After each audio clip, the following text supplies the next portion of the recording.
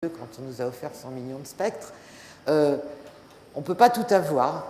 Là, on a beaucoup de spectres, autant de spectres que de pixels de la caméra, mais il n'y a que 13 filtres, c'est-à-dire 13 valeurs du spectre que l'on obtient. Autrement dit, c'est beaucoup moins précis que notre appareil. Mais bon, ça, c'est Lumière Technologies qui l'a développé. Qu'est-ce que c'est qu'un spectre et qu'obtient-on avec l'un ou l'autre des appareils?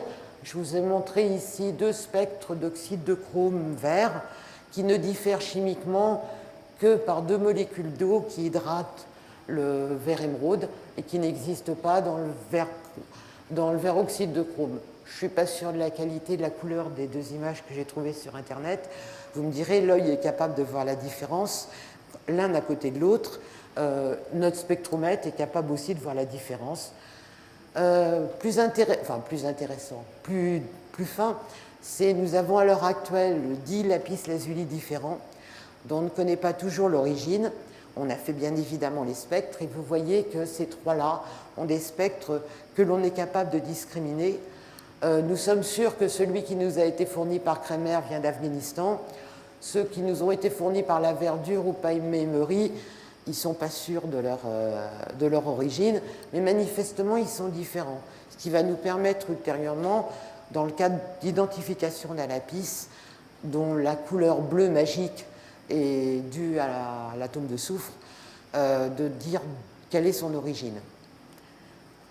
Ceci pour vous montrer que les spectres que je vous montre, qui sont appelés spectres de réflexion diffuse, pour nous, sont une signature optique du pigment ou du colorant.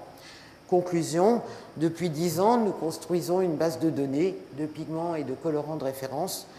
À l'heure actuelle, nous avons à peu près une dizaine de bases de données, la plus grande à 500 pigments et colorants de référence.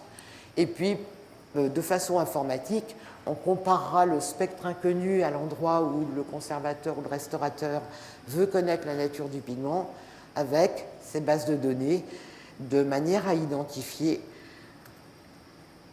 la couche picturale. Alors, le premier exemple que je vous présente, c'était il y a 4 ans, au moment de l'exposition Jean Fouquet, qui était à la BNF et au musée de Chantilly, où le conservateur du musée de Chantilly voulait vérifier que tous les bleus des 40 manuscrits étaient vraiment en lapis-lazuli, parce qu'il était écrit que Jean Fouquet devait utiliser 4,g de lapis-lazuli.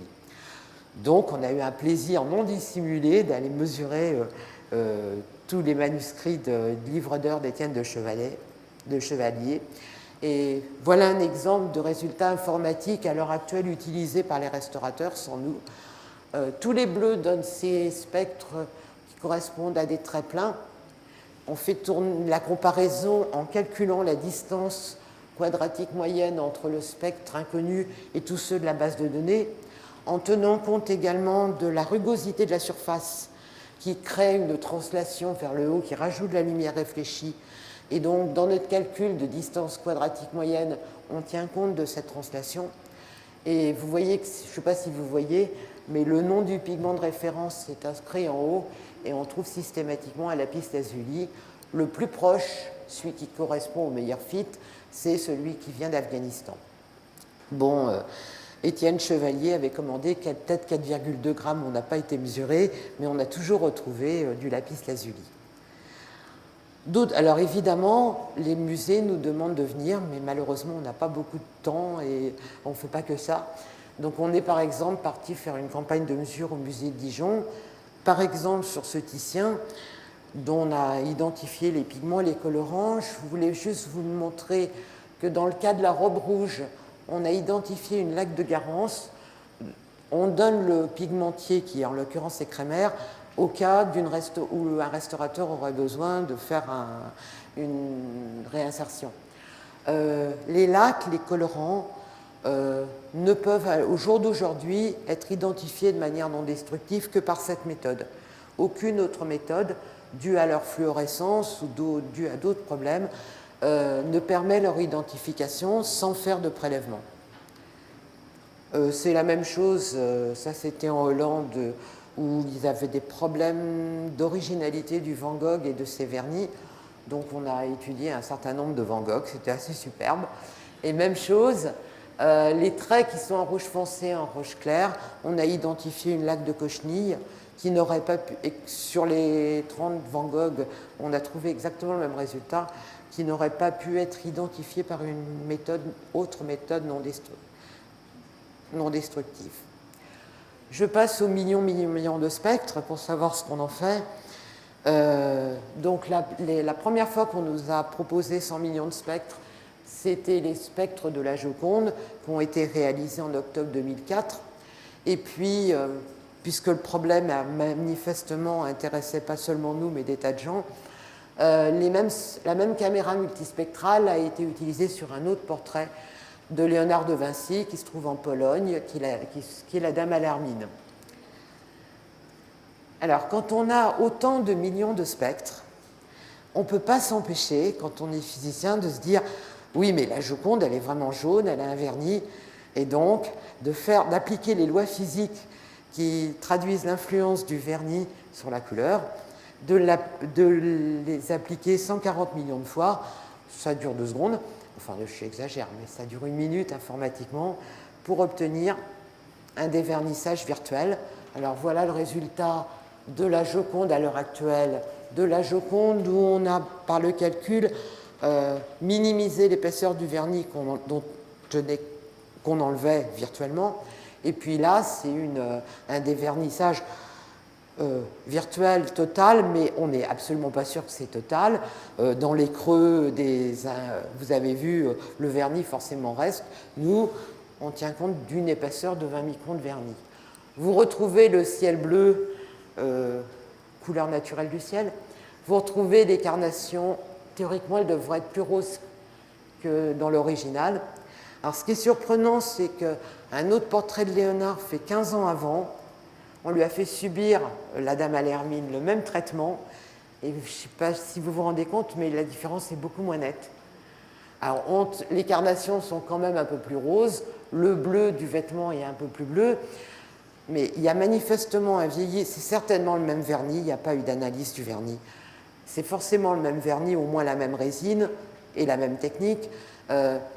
C'est des conditions de vieillissement qui ne sont pas les mêmes, mais malheureusement, on ne sait rien pendant un siècle sur l'histoire de la Dame à l'hermine. Bon, j'étais dans l'identification, donc je reviens à la Joconde, et donc par la méthode que je vous ai montrée, et un autre logiciel industriel, on a effectivement vérifié que c'était bien du lapis lazuli, même si à l'heure actuelle, vous le voyez vert dans le ciel, que les carnations étaient faites à base de terre d'ombre. Donc ça, c'est une identification classique qu'avec des pigments minéraux. Par contre, ce que l'on fait par ces méthodes, c'est identifier uniquement la couche picturale superficielle. Et on ne pense pas que les photons vont descendre en dessous si cette couche est suffisamment concentrée.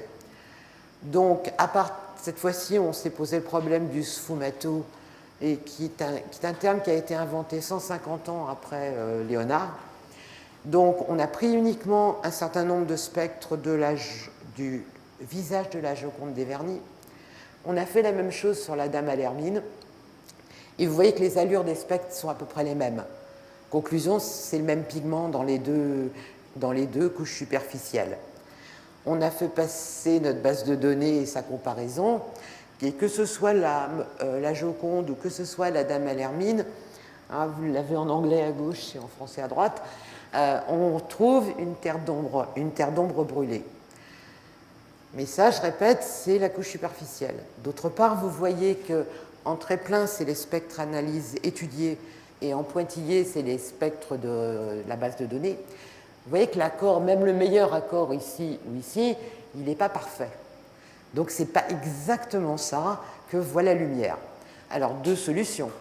Ou bien la lumière voit la couche sous-jacente, ou bien il n'y a pas que de la terre d'ombre dans la première couche. Bon, c'est l'analyse qu'on a faite.